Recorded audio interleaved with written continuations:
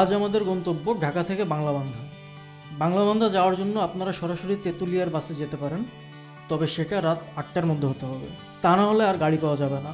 সেক্ষেত্রে পঞ্চগড় হয়ে বাংলাবান্ধা যাওয়া যাবে। পঞ্চগড়ের গাড়িতে বাংলাবান্ধা যাওয়ার পথে তেঁতুলিয়ায় ছোট্ট একটা ব্রেক দেয়। সেখানে দেখতে পাবেন সেই তেঁতুল গাছ যার উপর তেঁতুলিয়ার নামকরণ করা হয়েছে। এছাড়াও চোখে পড়বে গ্রামীণ প্রাকৃতিক দৃশ্য ও ছোট ছোট চা বাগান। বাংলাবান্ধা নেমে অটোতে করে আমরা চলে যাই হোটেলে। এই হোটেলে প্রতি রাত এসি রুমের খরচ পড়েছে 1250 টাকা, যার মধ্যে পানি, সাবান, টিস্যু এরকম বেসিক আইটেম তারা দিয়ে থাকে। এখানে খাবারের কোনো ব্যবস্থা নেই। আমাদের প্রথম গন্তব্য মহানন্দা নদীর পাড়।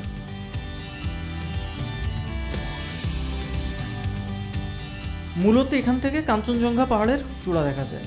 এরকম কোনো একটা দৃশ্য দেখার ইচ্ছা নিয়ে আসলেও কপালে শেখা ছিল না, কারণ আমরা দেখতে পেয়েছি এই জিনিস। এই নদীর পাড়েই রয়েছে একটি বটগাছ, যেটা স্থানীয় একজনের মতে 500 বছরের পুরনো। তবে এই তথ্য ভেরিফাই করার মতো কোনো ডকুমেন্ট ইন্টারনেটে পাইনি। রাস্তায় প্রচুর পাথর ভাঙা দেখতে পাবেন। মূলত ভুটান, ইন্ডিয়া, বাংলাদেশ ও নেপালের পাথর এখানে কেনাবেচা হয়, তাই রাস্তায় প্রচুর ধুলাবালি থাকে। অনেক সময় মানুষজন শীতের কাপড় সাথে রাখতে বললেও কেউ বলে না মাস্কও সাথে রাখতে হবে, তবে আমার মতে মাস্কটা খুবই জরুরি। এখন আমরা যাচ্ছি কাজী অ্যান্ড কাজী টি স্টেটে। যাওয়ার পথে তাদের অ্যাগ্রো চোখে পড়বে, তবে অ্যাগ্রো ফার্মের ভিতরে যাওয়া সম্পূর্ণ নিষেধ।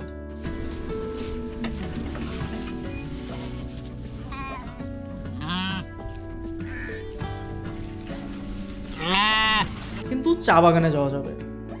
তবে সিলেটের চা বাগানের থেকে এখানকার চা বাগান একটু ভিন্ন, কারণ এই বাগানটা সমতলে করা।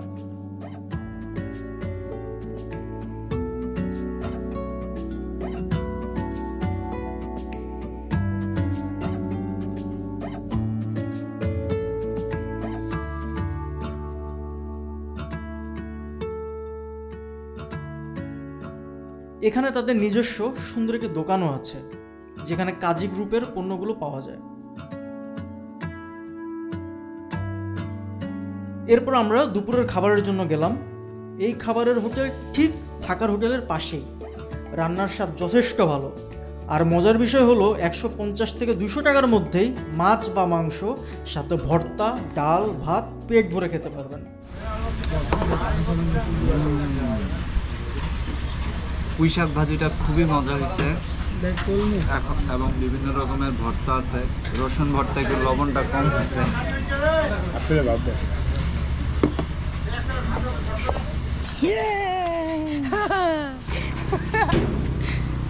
চলো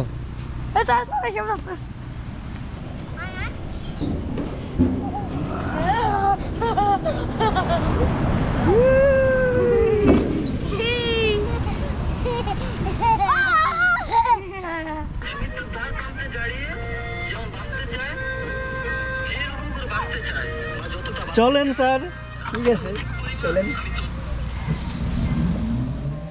আমাদের সর্বশেষ গন্তব্য বাংলাবান্ধা 0 পয়েন্ট। একটি স্থলবন্দর যা বাংলাদেশ, ভারত, ভুটান ও নেপালকে কানেক্ট করে। সারি সারি ট্রাক প্রতিদিন রাস্তা দিয়ে এক দেশ থেকে অন্য দেশে যেয়ে থাকে।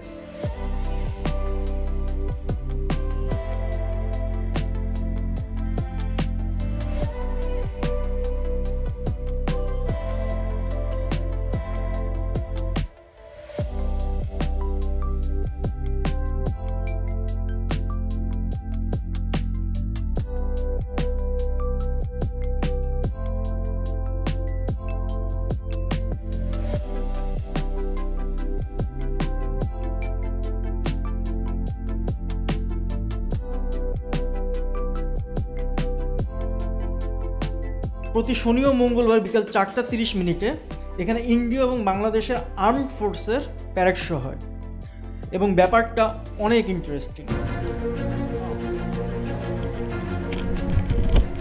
আমি আবার বলে দেখি ওদের স্লোগান দেন না, বাংলাদেশে বলবো না।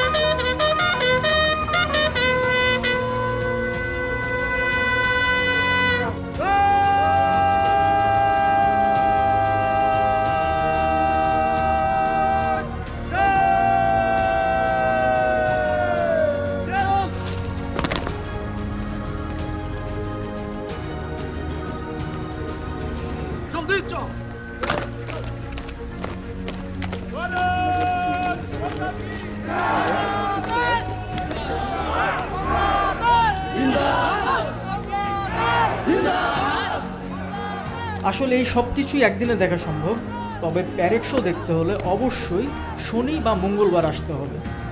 তাহলে আজ এ পর্যন্তই, দেখা হবে অন্য কোনো লোকেশনে অন্য কোনো দিনে। টাকা।